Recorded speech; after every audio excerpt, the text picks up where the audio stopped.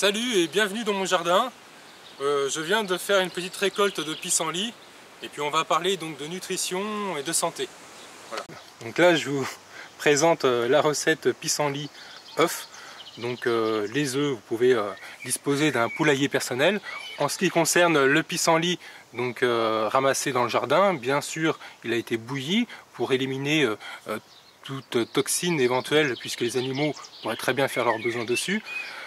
Simplement sel, poivre et puis assaisonné d'un filet d'huile d'olive avec du jus de citron. Donc là on va avoir des vitamines et de la protéine animale avec les œufs. Ensuite le pain, les fibres, protéines animales avec du fromage de chèvre fait maison, donc tout juste sorti de la pie de la chèvre lorsque mes voisins étaient donc en traite. Voilà, donc c'est un petit peu provoquant, je vais vous expliquer pourquoi. Certainement, vous êtes en droit de vous demander, mais pourquoi j'aborde ce sujet? The Book n'a pas les compétences de la formation nécessaire pour parler de nutrition. Vous avez parfaitement raison. Simplement, en ce moment sur Internet, il y a constamment, moi c'est ce que j'appelle finalement du bourrage de crâne, une espèce de nouvelle mode. Après les menus axé sur le groupe sanguin, maintenant on vous parle systématiquement de la dangerosité du gluten qui se trouve donc dans le blé. Tout ce qui contient de la farine serait mauvais pour le corps parce que le blé aurait tellement muté suite aux différentes générations qu'il maintenant il serait un petit peu bizarroïde dans sa structure moléculaire. Ensuite, bien sûr, il ne faut pas manger de viande. Il ne faut surtout pas consommer de produits laitiers, puisque passé le stade de l'enfance, on ne serait plus équipé pour pouvoir digérer les enzymes du lactose. L'humain serait la seule espèce à ingérer du lait d'autres espèces. Simplement, je voudrais donc en parler, mais je veux critiquer personne, chacun fait comme il l'entend.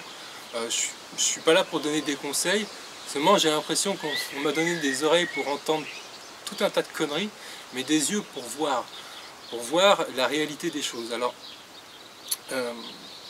bien sûr, il y a des personnes aujourd'hui sur Terre qui ne mangent pas de gluten, qui ne mangent pas de protéines de lait. Quand on les regarde, on est en droit de se poser la question, est-ce qu'eux sont en bonne santé? Certaines populations africaines, dévastées par les sécheresses, n'ont pas la possibilité d'avoir du lait puisque leurs vaches n'ont pas de quoi paître.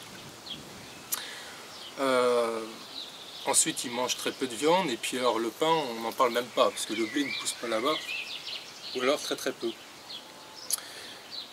Alors quand on voit des personnes comme Bien Gris, je parlerai de son livre à la fin de cette vidéo, qui lui est un gros mangeur de viande, et finalement on remarque qu'il pète le feu, il est en pleine santé ce bonhomme.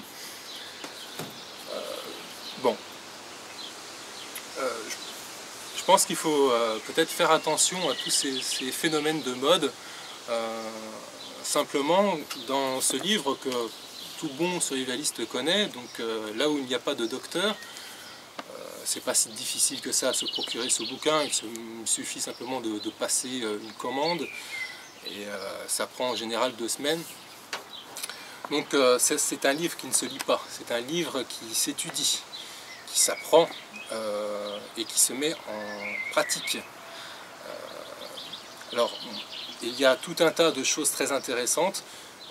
Je l'ai mis en application en plus au Sénégal. Il faut savoir que ce livre a été écrit à Dakar. Il est, on va dire, après 4 éditions spécialisées pour un public africain.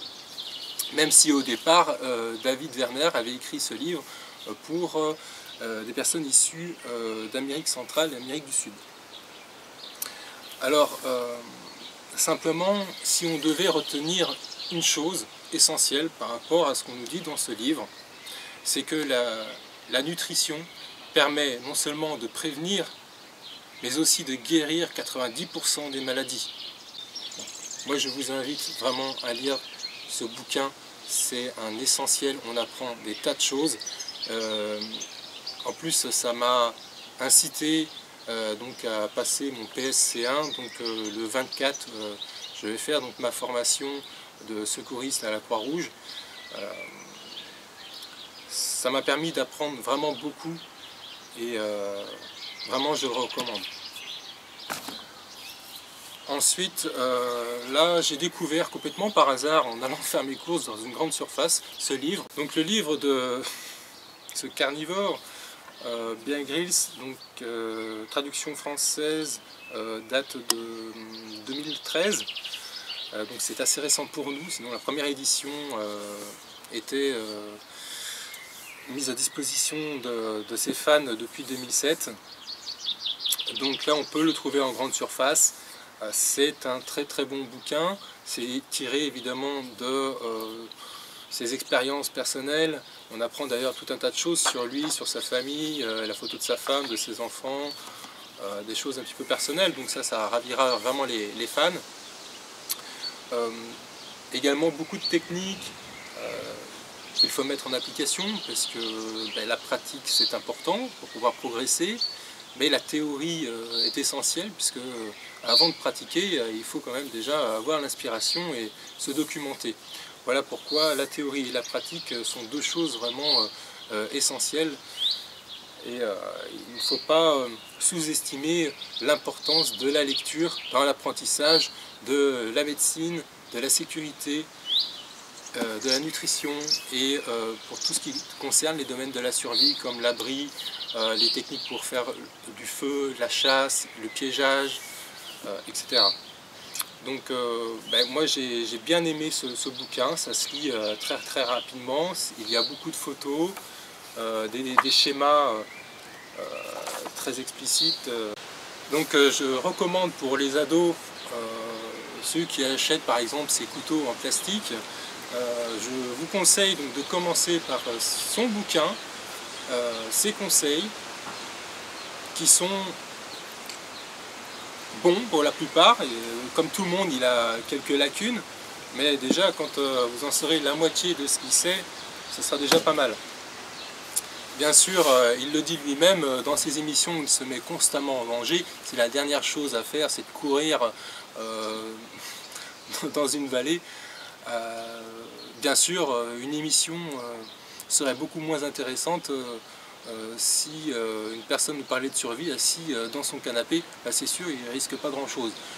Bear Grylls, c'est plutôt un cascadeur, mais il le dit lui-même.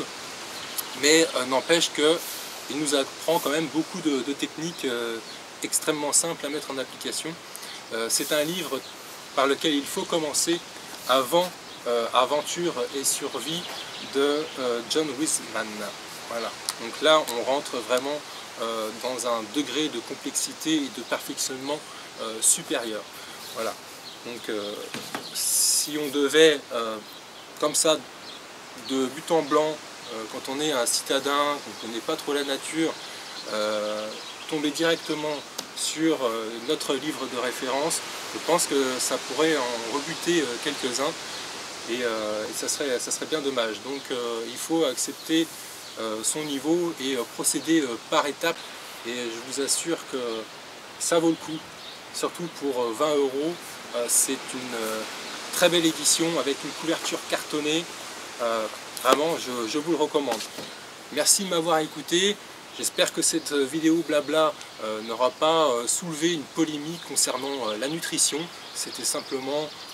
Voilà, une petite réflexion que je me fais, et voilà, si vous pouvez laisser un commentaire, vous avez parfaitement le droit de ne pas être de mon avis.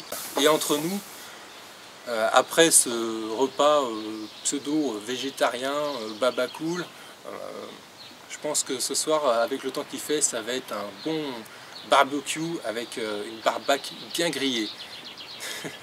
Je vous dis à bientôt pour une prochaine vidéo. Ciao.